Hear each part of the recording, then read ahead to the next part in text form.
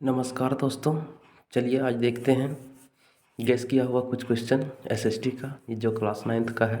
Final exam में आने वाले क्वेश्चनों में से बहुत सारे क्वेश्चन ऐसे हैं जिसका महत्व बहुत ज़्यादा है और उन्हीं क्वेश्चनों को मैंने सेलेक्ट करके रखा हुआ है। तो चलिए स्टार्ट करते हैं। जितना जल्दी हो सके फटाफट इस क्वेश्चन को याद करते हैं। फर्स्ट, फ्रांस की क्रांति कब शुरू हुई थी? तो फ्रांस की क्रांति 14 जुलाई 1789 को शुरू हुई थी।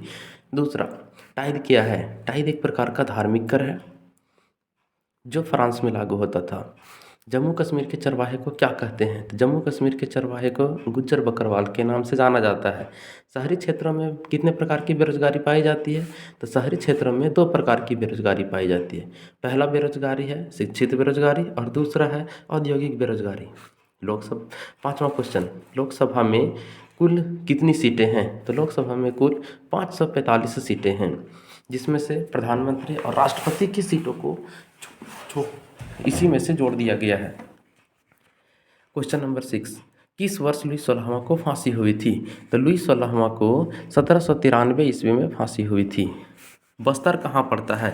तो बस्तर जो है वह छत्तीसगढ़ में पड़ता है। बस्तर कहाँ पड़ता है? छत्तीसगढ़ में। चलिए, गंगा नदी का उद्गम स्थल कहाँ माना जाता है? तो गंगा नदी का उद्गम स्थल गंगोत्री हिमानी को माना जाता है। कहाँ माना जाता है? गंगोत्री हिमानी को। चलिए, भारत का प्रथम व्यक्ति कौन होता है? तो भारत का प्रथम व्यक्ति होता है राष्ट्रपति। भारत का प्रथम व्यक्ति कौन होता है? राष्ट्रपति। सेंट पीटर्सबर्ग का नया नाम क्या पड़ा था? तो सेंट पीटर्सबर्ग का नया नाम पड़ा था पेत्रोग्राद। सेंट पीटर्स का नया नाम क्या पड़ा था? पेत्रोग्राद। चलिए आगे देखते हैं। कौन सी नदी नेपाल में हिमालय से निकलती है? कौन सी नदी नेपाल में हिमालय से निकलती है? तो हिमालय से निकलने वाली नदी तो बहुत सारी है, लेकिन नेपाल से निकलने वाली नदी जो है वो भारत में बहती है, वो है कोसी। किस राज्य की साक्षरता दर सबसे अधिक है? तो हम लोग सभी जानते हैं साक्षरता दर केरल का सर्वाधिक मात्रा में है। ब्रह्मपुत्र नदी को तिब्बत में क्या कहा जाता है? ब्रह्मपुत्र नदी को तिब्बत में संगप्पो कहा जाता है। एनएफडब्ल्यू का पूरा नाम क्या है? एनएफडब्ल्यू का पूरा नाम है राष्ट्रीय कार्य के बदले भोजन योजना। क्या नाम है? राष्ट्रीय कार्य के बदले भोजन योजना, NFWP, National Food Work Programme. इसका पूरा नाम है नेशनल फूड वर्क प्रोग्राम, राष्ट्रीय कार्य के बदले भोजन योजना। भारत का संविधान कब बना था? तो भारत का संविधान बना था 26 नवंबर 1949 को, लेकिन लागू हुआ था कब? 26 जनवरी 1950 को। तो इस प्रकार से, लेकिन क्वेश्चन पूछ रहा है भारत का संविधान कब बना? 26 नवंबर 1949 को। चलिए आगे देखते हैं। क्वेश्चन नंबर 16, लोकसभा में अनुसूचित जनजातियों के लिए कितनी सीटें मौजूद है? तो लोकसभा में अनुसूचित जनजातियों के लिए 41 सीट मौजूद है। कितनी है? 41। पालमपुर का मुख्य सिंचाई का स्रोत क्या था? तो पालमपुर का नलकूप। पालमपुर का मुख्य सिंचाई स्रोत क्या था? नलकूप। हरित क्रांति क्या है? हरित क्रांति हम सभी जानते हैं, हरित क्रांति का मतलब होता है कृषि में विकास।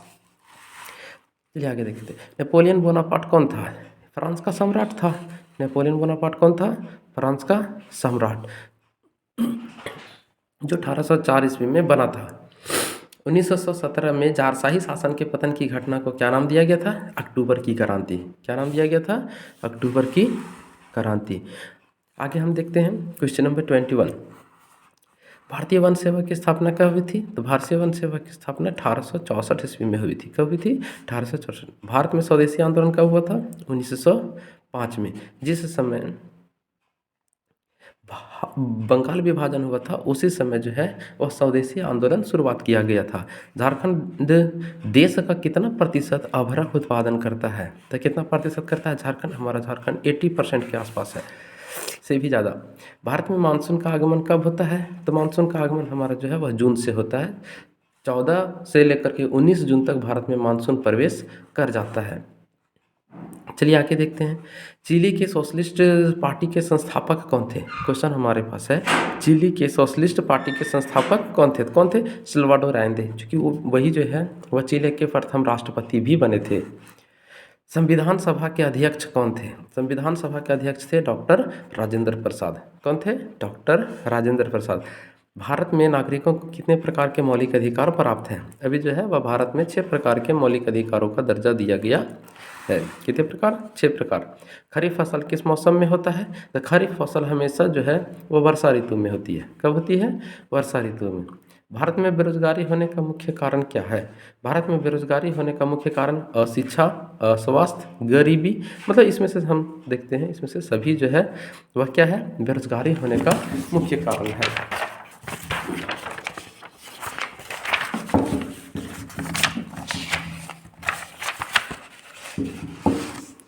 चलिए आगे देखते हैं। क्वेश्चन है, वाटरलू में नेपोलियन की हार किस वर्ष हुई थी? तो वाटरलू में नेपोलियन की हार किस वर्ष हुई थी? 1815 में। और उसी वर्ष जो है वाटरलू की लड़ाई में नेपोलियन बोनापार्ट को मारा गया था, मतलब उसकी मृत्यु हुई थी। अगला क्वेश्चन है, किस वर्ष फ्रांस का संविधान बनाया गया था? तो फ्रांस का संविधान जो है वह 1791 ईस्वी में रॉबेस्पियर के द्वारा बनाया गया था। क्वेश्चन नंबर 32, निम्न में से कौन गैर लोकतांत्रिक देश है? तो निम्न में से बोल रहा है भारत, पाकिस्तान, नेपाल और अमेरिका। तो इसमें से हम देखते हैं कि पाकिस्तान जो है अभी भी गैर लोकतांत्रिक देश है। भारत का पूर्वी देशांतर कौन सा है? तो भारत का पूर्वी देशांतर 97 डिग्री 25 इंच ईस्ट है। कितना है? 97 डिग्री 25 इंच ईस्ट है। चलिए देखते हैं। क्वेश्चन नंबर 34, संविधान सभा में कुल कितने सदस्य थे? जिस समय भारत आज़ाद हुआ था, उस मतलब संविधान बनाया गया था, उस समय भारतीय संविधान में कुल कितने सदस्य थे? तो 299। कितने सदस्य थे? 299। अफ्रीका का पुराना चरवाहा कबीला क्या कहलाता था? अफ्रीका का पुराना चरवाहा कबीला क्या कहलाता था? तो क्या कहलाता था? मसाई। क्या कहलाता था? मसाई।